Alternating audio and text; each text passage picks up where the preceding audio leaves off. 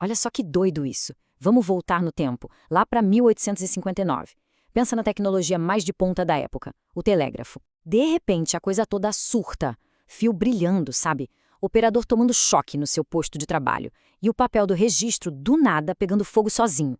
E o mais bizarro de tudo, isso tudo acontecia com as baterias desligadas. Aí fica a pergunta, né? A força por trás de todo esse caos não era daqui da Terra. Não era uma falha de equipamento. Era algo cósmico. Uma energia tão, mas tão forte que conseguia ligar a tecnologia humana vindo do espaço. Então, que poder é esse capaz de uma coisa dessas? A resposta, gente, tá a 150 milhões de quilômetros daqui, o Sol.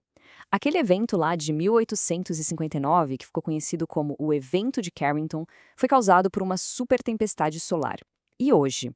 Bom, hoje num mundo que é totalmente conectado e dependente de eletrônicos, essa ameaça não só continua existindo, como ficou muito, mas muito mais perigosa.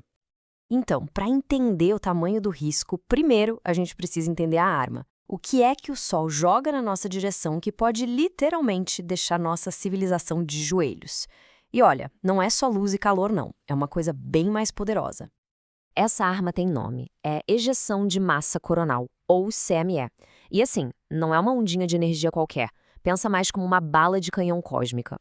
É uma bolha gigante de partículas e campos magnéticos, pesando bilhões de toneladas e vindo na nossa direção a velocidades absurdas. E essa bala de canhão, ela viaja, né? Tudo começa com uma explosão lá no Sol, esse plasma todo é jogado no espaço e faz uma viagem que pode durar de umas 15 até 72 horas. Quando finalmente chega aqui, bate de frente com o nosso escudo protetor, a magnetosfera. E essa batida libera uma energia absurda, que dá início ao que a gente chama de tempestade geomagnética. É um verdadeiro efeito dominó cósmico. Ok, uma vez que essa tempestade geomagnética começa, o ataque não vem de um lado só. É tipo uma ofensiva em duas frentes, sabe? Ela atinge a nossa infraestrutura ao mesmo tempo pelo céu e pelo chão. Funciona assim. Por um lado, a tempestade bagunça a ionosfera, que é aquela camada da atmosfera que ajuda os sinais de rádio a viajarem. O resultado disso? Pane geral nas comunicações e o GPS para de funcionar. Já por outro lado, e essa é a parte mais perigosa, a variação no campo magnético aqui da Terra cria umas correntes elétricas fantasmas direto nos nossos fios no chão, ou seja, nas redes elétricas e nos cabos submarinos. Isso não é só papo de cientista, não. Aconteceu de verdade. Em 1989, uma tempestade solar bem forte atingiu a Terra. Só que detalhe, ela era bem mais fraca que a de Carrington. O resultado foi um apagão gigantesco lá em Quebec, no Canadá. Foi o exemplo perfeito do estrago que isso pode fazer. 92 segundos. Foi só isso que precisou. Em pouco mais de 1 minuto e meio, a tempestade criou correntes tão fortes na rede elétrica que tudo simplesmente desligou. Foi uma falha em cascata que deixou uma região inteira no escuro em menos de 2 minutos. E o resultado disso? 6 milhões de pessoas. 6 milhões de pessoas ficaram sem luz por 9 horas no meio do inverno rigoroso do Canadá. Imagina o caos. O hospital tendo que ligar gerador, gente presa em elevador. Foi um alerta bem claro do poder de destruição que esses eventos têm. Mas não para por aí. Além de apagar as redes elétricas, o impacto talvez mais assustador é nos sistemas que guiam os nossos aviões e navios. Porque quando a comunicação e a navegação falham, o mundo moderno simplesmente para. Vamos pensar na aviação. Os perigos são vários. Um avião voando sobre o oceano ou perto dos polos pode simplesmente perder todo o contato de rádio. O GPS, que é a base de tudo hoje em dia, pode dar erro ou pifar de vez. A radiação lá em cima aumenta, o que é um risco para a tripulação. E até a bússola magnética, que seria o plano B, pode ficar maluca.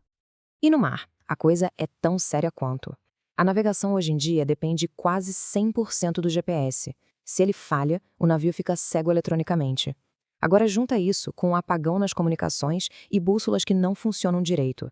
O resultado é um navio cargueiro gigantesco, de milhares de toneladas, perdido no meio do nada, sem saber onde está e sem poder pedir ajuda. E aqui vem uma coisa que pode parecer estranha. Apesar de a gente pensar que um avião é mais frágil, os especialistas dizem que o setor marítimo é o mais vulnerável.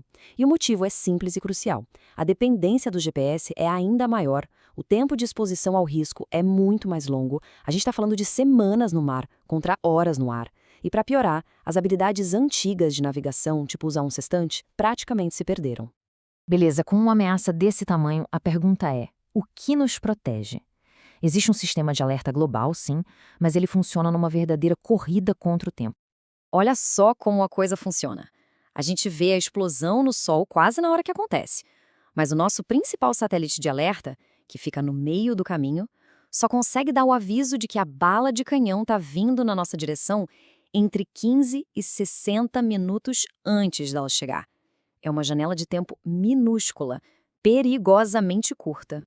E com tão pouco tempo, o que dá para fazer? Bom, algumas coisas. Voos que passam perto dos polos são desviados. As empresas de energia tentam preparar as redes para aguentar o tranco e os satélites entram em modo de segurança. São ações importantes, claro, mas a última linha de defesa mostra a real situação. Basicamente, é torcer para não ser uma tempestade daquelas bem grandes. E tudo isso nos leva a uma conclusão, que é meio inevitável. A ameaça de uma supertempestade, daquelas no nível de Carrington ou até pior, não é uma questão de será que vai acontecer, é uma questão de quando vai acontecer. Esse gráfico aqui ajuda a colocar tudo em perspectiva. Aquela tempestade que apagou Quebec foi classificada como severa. As tais tempestades de Halloween de 2003 já foram extremas. Mas o evento de Carrington, bom, ele está numa categoria só dele, catastrófica. Ou seja, as tempestades que a gente já viu na era moderna são só um pequeno tremor perto do grande terremoto solar que a gente sabe que pode acontecer. A análise dos especialistas é bem direta, sem rodeios. Do ponto de vista da estatística, é garantido que um evento extremo tipo de Carrington vai acontecer de novo. A única dúvida não é se, mas quando. Pode ser daqui a algumas décadas ou alguns séculos. E essa frase de um dos especialistas resume tudo perfeitamente. Não estamos falando de uma possibilidade distante, de um filme de ficção. É uma certeza geofísica. E a nossa civilização, que depende cada vez mais de tecnologia, talvez simplesmente não esteja pronta para isso. O que nos deixa com a pergunta final, né? Se a gente pensar na nossa dependência total dessa rede frágil de eletrônicos, de satélites, de cabos, diante de uma força que consegue botar fogo em papel a 150 milhões de quilômetros de distância, será que estamos mesmo preparados?